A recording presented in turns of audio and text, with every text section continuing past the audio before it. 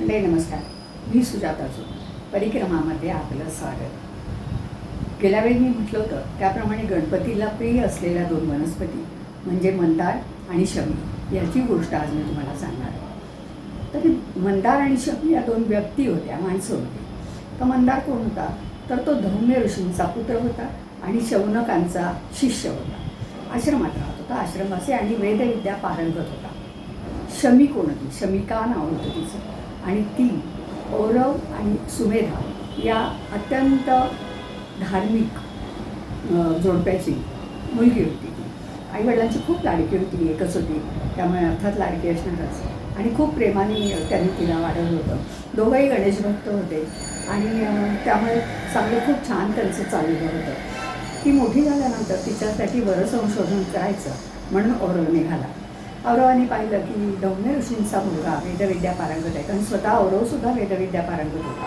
त्यामुळे त्याला तशा आपल्या योग्यतेचा जावे घ्यावा, म्हणून ते धौम्य ऋषींकडे गेले आणि मुलगा पाहून चांगलं छान दोघांचं लग्न करून दिलं. आणि शमिका आपल्या पतीबरोबर राहायला गेली. तिथे मंदार आणि शमिका खूप छान राहायला लागल्या आश्रमामध्ये. खूप दिवस चालले ते, संसार खूप छान चालला होता. औरव आणि त्याची पत्नी आता पूर्णपणे मुक्त झाली होती संसारातनं आणि ती देववृत्ती त्यांची चालू होती. तर एकदा काय झालं की भृशुंडी नावाचे ऋषी तिथे आले. तर ते काय केलं त्यांनी की शुंड म्हणजे सोन, भ्रू म्हणजे भुवयांच्या मध्यभाग. तर भृशुंडी म्हणजे त्यांना भुवयांच्या मध्यभागी एक सोंड होती आणि त्यांचं खूप मोठं होतं. खूप म्हणजे दिसायला थोडंसं आपण म्हणू ना की कुरूप असे ते ऋषी होते. ते आले कुठे? आश्रमामध्ये. धौम्य ऋषींचा मुलाचा जो आश्रम आहे मंदारचा, तिथे ते आहे. त्या दोघांनी पाहिलं भृशुंडीला आणि अगदी त्यांना राहवलं नाही. त्या दोघांना खूप हसू आलं त्यांना पाहून. लहान होते वयाने, त्यामुळे अजाणतेपणी ते हसले. त्यांना कळलं नाही की ही कोण मोठी व्यक्ती आहे. दोघं हसल्यानंतर अर्थात भृशुंडींना खूप राग आला. त्याने आता ऋषी म्हटला तात्काळ शाप देणार. त्यांनी ताबडतोब दोघांनाही शाप दिला. तुम्ही मला हसलात, तुम्ही दोघंही या क्षणी वृक्ष होऊन पडा आणि तुम्ही असे वृक्ष व्हाल की तुमच्या अंगाला काटे असतील, तुझ्या अंगावर पक्षीसुद्धा येणार नाही, कोणी येणार नाही तुमच्याकडे. असे तुम्ही दोन वृक्ष होऊन पडा. तत्क्षणी शमिकाचा शमी नावाचा वृक्ष लागला आणि मंदार जो होता तो रुई झाला. आता दोन्ही झाडं होऊन पडली. औरवाला काही पत्ता नव्हता की यांच्या आश्रमात काय घडलं आहे. साधारण आणि भृशुंडी निघून गेले. त्यानंतर महिनाभर गेला आणि मग शौनकांच्या लक्षात आलं की महिनाभरात आपला शिष्य काही मंदार आलेला नाही आपल्याकडे, बघूया आपण का नाही आलं बरोबर, म्हणून तो औरवांकडे आला. औरवांनाही काही माहिती नव्हतं. मग दोघं बाहेर पडले. तर त्यांनी मग कुठेही सापडे ना तो. त्यानंतर मग शौनकाने ज्ञानचक्षुनी पाहिलं की मंदारचं काय झालं. या दोघांचं जनावरांनी खाल्ला, हरवले, मेले, साप चावला, काही त्यांना कळत नव्हतं पण काय झालं. म्हणून त्याने नाईलाजाने ज्ञानदृष्टी आपली ओढली आणि त्यांनी पाहिलं. तेव्हा त्यांना ते संबंध भृशुंडींनी त्यांना दिलेला शाप, दोघं वृक्षयोनी जाऊन पडले, हे सगळं त्यांना दिसलं. आणि त्यांच्या लक्षात आलं की भृशुंडी गजाननाचे भक्त आहे. त्यामुळे जर या शापाचं तीव्रता कमी करायची असेल आणि त्यांना पुन्हा मानवयोनीत आणायचं असेल तर आपल्याला गजाननाची प्रार्थना करावी लागेल. म्हणून दोघांनी बसून गजाननाची 12 वर्ष तपश्चर्या केली. गजाननाचं नाव घेऊन 12 वर्ष त्यांनी तपश्चर्या केली. 12 वर्षानंतर गणपती प्रसन्न झाला. त्यांच्यापुढे दोघांपुढे उभा राहिला. त्याला खूप नवल वाटत होतं की एका गुरुनी आपल्या शिष्यासाठी आणि एका बापानी आपल्या मुलीसाठी एवढं मोठं तप केलं.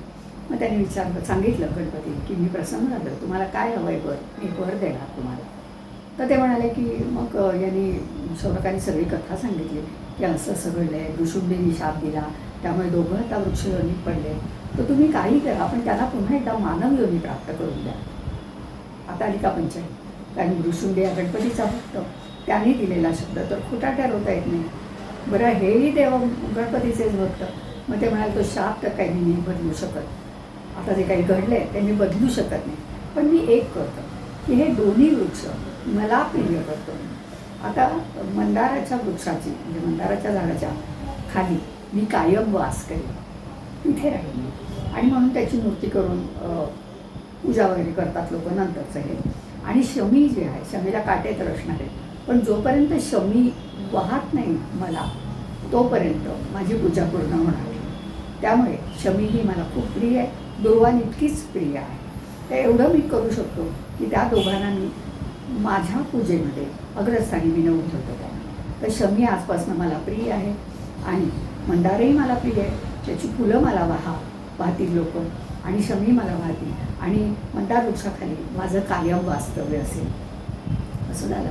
त्यानंतर मग झालं, आता पुढे काही होण्यातलं नाही. मग तेव्हापासून काय आता औरव काय करणार. तर औरव म्हणाले की नाही, मी स्वतःच आता बसतो या मंदाराच्या वृक्षाखाली आणि मी तिथेच माझा देह थोडी तप करून मी सोडून द्यायला. आणि शौनकाने पाहिलं की शौनकाने एक केलं की ह्याचं जे मंदाराचं झाड होतं त्याची मुळं काढून त्याने एक गणपतीची सुरेख मूर्ती बनवली. त्यातून ती आपल्या आश्रमाच्या समोर ठेवली देवाच्या जागी आणि ते पुन्हा एकदा आपल्या गणपतीचे भक्त झाले आणि गणेश भक्ती त्यांनी सुरू केली. तर अशा प्रकारे शमी आणि मंदार या दोन वनस्पती गणपतीला खूप प्रिय झाल्या. तर अशा प्रकारे या दोन्ही वनस्पती पूर्वांचं तर मी तुम्हाला गेल्या वेळी सांगितलंच आहे. गणपती गणेश पुराण वाचते, खूप छान पुराण आहे, अनेक कथा आहेत आणि खूप मजा येते वाचायला. आता त्यातल्या काही कथा मला ज्या आवडतील आणि जरा वेगळ्या वाटतील त्या मी सांगते. गणपतीच्या शापाची कथा आता जाता सांगते तुम्हाला की गणपतीला अग्रपूजेचा गणपतीला अग्रपूजेचा मान कसा मिळाला. आता गणेश जन्माच्या सुद्धा 2 कथा मला त्याच्यात मिळाल्या, त्या मला शिवपुराणात मिळाल्या. तर पार्वतीच्या ज्या सख्या होत्या त्यांनी तिला सांगितलं की हे बघा म्हणे, शंकराकडे कितीतरी द्वारपाल आहेत आणि त्याचं रक्षण करायला सगळे तुमच्याकडे कोणीच नाही आहे. तर पार्वती म्हणाल नाही ते काय, ते सगळे आमचेच आहे. मग एकदा पार्वती आंघोळ करत होती, त्यावेळी नंदी होता, गेट दरवाजावर नंदी होता द्वारपाल. तर शंकर आले तिथे आणि शंकर आत जायला लागले. तर नंदीने थांबवलं त्यांना आणि नंदी म्हणाले की नाही आज जाऊ नका, माता आंघोळ करताय. तर तो म्हणाले अरे बाजूला मला जायचं आहे आतमध्ये. पार्वतीने हे पाहिल्यानंतर त्या क्षणी तिला वाटलं की नाही, त्या आपल्या सख्या ज्या म्हणतायत जया आणि दुसरी ती सखीची होती ती, तर त्या दोघी म्हणत होत्या आपल्याला तुम्ही एक रक्षक निर्माण करा. त्यावेळी पार्वतीने आपल्या अंगावरचा मळ काढला.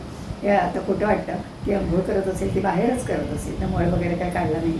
तिने माती घेतली असेल तिथली आणि त्या मातीपासून एक पुतळा तयार केला, गणपती मुलगा तयार केला आणि त्याच्यात प्राण घातले.